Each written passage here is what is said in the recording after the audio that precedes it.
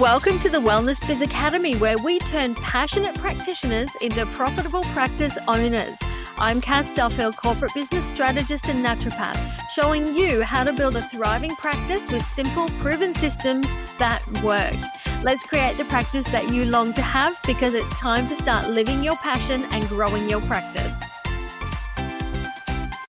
Hi everyone and welcome. This is Cass Duffield. You're here for another episode of Soulful Marketing Unleashed. Thank you so much for joining me. On today's episode, I want to talk to you about the 3 fundamental building blocks that I have discovered over the years that create a successful business. These are the 3 pillars of everything that I do in my business. They are also the 3 pillars that I teach my clients in my one-to-one work and mentoring. And I think it's very important that as soulful business owners, you learn and understand what these are so you can start implementing these into your business as well. So today we are going to be diving into each of these. I'll be giving you some tips and ideas and some advice on how you can start implementing each of these right away in your business. So let's get into it. For me, I find there are 3 fundamental building blocks, 3 fundamental foundations to a business. And for me, these are mindset, marketing, and monetization. And those of you who have worked with me on a one-to-one basis know that these are the 3 areas that we cover in detail in every single business. So let's walk through each of those. Let's start with mindset. Mindset is a really important part of building a business in so many different ways. The first thing I'd like to say on this is that it really is okay to be a healer or a helper and to make an abundant income doing so. You are helping people, you are serving, and you're making an impact, you're making a difference. You are transforming people's lives. And that deserves to be remunerated. It deserves an income that aligns with your time, your skill, your value. So first up, let's shine a light on this one. It is okay as a healer or a helper to earn an abundant income. You are offering value. You are offering transformation. You are offering help and service to people who need it. So it is okay for you to make income from your business. And let's be honest, that is the whole point of running your business. If you are not making an income, then why are you doing it? The second element under mindset that I teach all of my one-to-one clients is how to think like a CEO. Coming from corporate, I came from big corporate brands like McDonald's, Vodafone, Toyota, and they have strategy nailed. They have strategy and marketing down pat. One thing that I brought from that corporate world that's been very influential as an entrepreneur is the ability to think like a CEO. Now, this means when we're looking at our business from a CEO perspective, we are taking a step back, we're taking emotion out of it, and we're looking at our business in a very rational way, and we're making strategic decisions. We're not continuing with offers or clients that don't serve us or don't add to the bottom line of the business. We are working in areas that we're passionate about, that light us up, and that are also profitable for the business. So when you are thinking like a CEO, you are able to make decisions for your business that are going to enable it to grow, that are going to enable it to scale. And that is how you can build a resilient business that lasts the test of time. The next element of mindset is to be able to embrace a growth mindset. This is something that a number of people in our realm need to work on a little bit. We have come through qualifications and training that teach us the epitome of our success is full books in a one-to-one model. That's all we're trained in. And frankly, we're not even trained well by the schools and colleges we come out from in terms of business. We know our modality, we know that inside out, but we're not taught how to create and grow a business. When we are taught that a one-to-one model and full books is the epitome of success, There is no room for growth there. You're not taught a growth mindset. You will forever have a glass ceiling that you cannot reach over because there are only so many hours in a day and only so many clients that you can see. To be able to grow and create the type of business and the impact that you want to make, you need to look at how you can grow this business. How can you scale it? How can you help more people with the time that you have? So being able to have a very expansive mindset is really important. And along with being, very expansive and having that growth mindset, you also need to be positive. You also need to be very focused, and you also need to be resilient. Growing a business, running a business as an entrepreneur is not easy. Let's not pretend that it is. There's ups and there's downs, and you need to be able to ride those waves successfully and be able to keep going through the tough times. So if you can be very positive and very focused, I often talk about it in terms of knowing where you want to be. You're aiming for that. You have goals, you have actions to follow, putting the blinkers on and just staying the course. You know where you're heading. One thing that entrepreneurs in our realm as healers and helpers and soulful, heart-centered people are really, really good at is dreaming. We have such big ideas and amazing dreams. We want to help so many people and we want these wildly successful businesses. But the one thing that lets us down is the ability to turn those dreams into goals, because it's the goals that actually make it happen for you. So you need to be able to turn your dreams into goals by creating action steps. So what's going to be involved in making each one of those amazing dreams that you have come true? Another element, and the final element of mindset, is the ability to visualize your success. Just as an athlete will visualize themselves running across the finish line and winning a race, as an entrepreneur, you need to be able to visualize the finish line as well. You need to be able to see where you want to go. You need to be able to aim for it and work towards it meticulously until you achieve it. So as far as mindset goes, I'd really like for you to consider all of these points that I've discussed. The ability to be able to make an abundant income. Do you feel that that's possible or not possible as a healer or a helper? Do you think like a CEO, or are you making decisions for your business based on emotions or other factors? Do you have a growth mindset, or do you need to create that? Are you positive? Are you focused? So think about all of these areas that I've mentioned, and it's a great idea to brainstorm these and journal them and have a look at where you might be able to improve. The second area we're going to talk about today is marketing. And you all know I love marketing. So the second pillar in my world of creating a successful business is marketing. There's a few elements that are important in marketing. The first one is getting the right offers.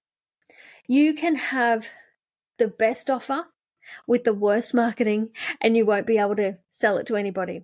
Or you could have the worst offer with the best marketing and you still won't sell it to anybody. So you need an alignment. You need the offer to be right. You need to be offering what your ideal client really needs. And then you need to be able to back that with the right messaging so your ideal client can see it and align with it. More than messaging though, you also need to be able to show up in the right channels. Are you in the right places so your ideal client and your target market can find you? And are you being consistent? Being consistent in marketing isn't about just your to-do list. It's so much bigger than that. It's about showing up for your audience in the ways that you say you're going to. If you say that you're going to send a regular email, do it. If you say you're going to put out a regular podcast episode, do it. It shows your integrity. It shows your reliability. And it's very, very important that you become consistent in your marketing. Another element missed is the audience. When it comes down to hitting your revenue goals, the truth of it is business really is a numbers game. And it all comes down to numbers. It comes down to conversion rates. So the more people in your target audience, the better. you can get better conversion rates, you'll grow better revenue in your business. So you need to align with growing an audience, and that needs to become part of your marketing strategy. Think about this for a minute. Where is your audience coming from? How are you reaching out to these people? How are you connecting with these people? Now, an audience is not the number of followers you have on a social media platform. That is not actually your audience. Your audience is those people who are aligned and engaged with you. I like to think of them as the people who might be in your free Facebook group that you're chatting to on a daily basis, the people on your email list who are interested in opening your emails. It could be the people who have signed up and come to your masterclasses or your challenge. You're looking for those people who are engaged with what you're doing. They are the right audience, and you need to be focusing in your marketing on actually growing your audience. It's not a matter of wait and see or hope and pray. I'll put that lead magnet out there and just hope somebody downloads it.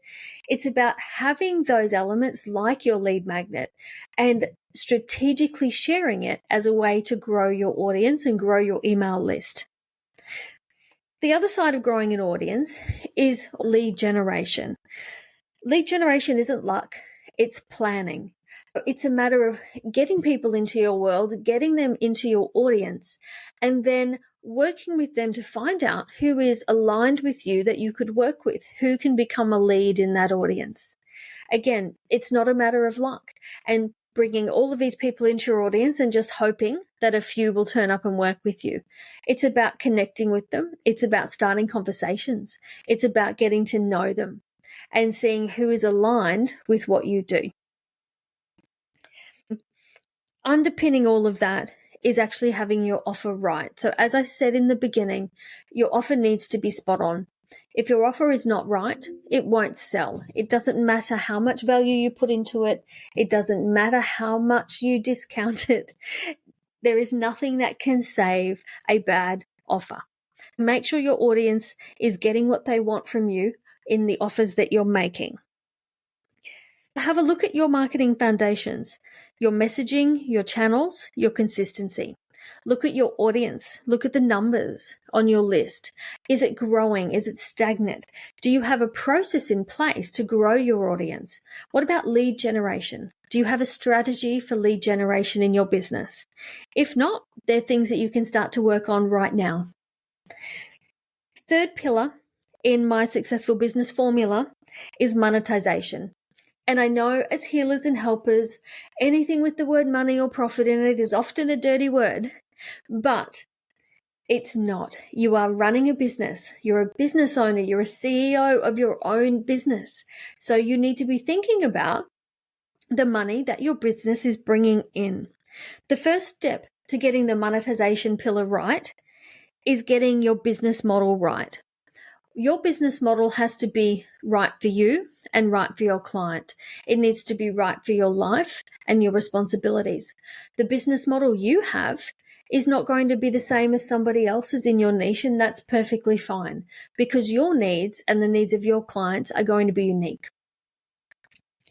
If you can be really clear about your revenue goals and how you want to achieve them, you can build this into your model and work out how you're going to hit those targets. I do think also it's important to diversify your revenue streams, okay? Don't put all your eggs in one basket. You've heard that before. It really is true. If you can have different revenue streams coming into your business, you might have one-to-one clients, you might offer programs, you might have packages. Perhaps you add DIY services, digital download products, passive or recurring revenue streams. There's a whole range of different things you could add to your business model that could bring revenue in to your business. The next element you need to look at in monetization is your pricing strategy. The prices that you offer, is it aligned with what you want to achieve? Does it align with your ideal client? Does it work for them? Does it represent value? It really needs to offer value to your clients to be able to be sold. If it doesn't represent value to them, they won't buy it. So having your pricing strategy right and aligned with your business model is really important. The next element of monetization is it scalable? Can the offers that you have in the business model that you run grow with you over time? Can it take you beyond the one-to-one glass ceiling into the revenue that you want to earn? I know from working with so many healers and helpers now that many of you have really great big goals for your revenue, and that's amazing. But I also know that many of you don't want to work full-time in one-to-one clients, and I totally understand that. After doing 6 days a week myself, fully packed days, I totally understand. I don't want to be doing that either. So in your weekday where you want to only work 2 or 3 days with your one-to-one clients, there is a revenue ceiling there that you are going to be capped at. So how are you bringing in the rest of the revenue that you want to earn? Your options are all of those other amazing things: packages, programs, DIY, digital downloads, passive income, recurring income, all of those amazing things that you could be adding to grow your business model beyond what you can be doing in a one-to-one capacity. So your action point on monetization, I'd like you to sit down and have a think about how your business is monetized right now. Is it scalable? Can it reach the revenue targets that you actually want to reach? If not, what needs to change for you to be able to hit those targets? Now, I know today I've delved into some fairly deep context around mindset, marketing, and monetization, which for some of you might feel a little bit deep, but these really are the foundations of growing a successful business, and a successful business for a soulful entrepreneur. A business is a business. It doesn't matter that we come from a heart space. We still need to be making those revenue targets and making the income and the impact that we long to make. The only way that will happen for you is if you plan for it. And that's what this episode today has been all about. So you can start to put your thinking caps on and work out where there are gaps in your current business that you can start to fill with the knowledge I've just given you today. So I hope you've enjoyed today's episode. If this is something that is of interest to you, check out the show notes and for some more resources. I look forward to seeing you on the next episode of Soulful Marketing Unleashed. Thank you for being here. Thank you for listening to the Wellness Business Academy podcast with me, Cass Duffield. If you are interested in growing your practice, come get my free guide, The Practice Success Toolkit, at cassduffield.com or grab it in the show notes. Thanks for being here, and I'll see you next time.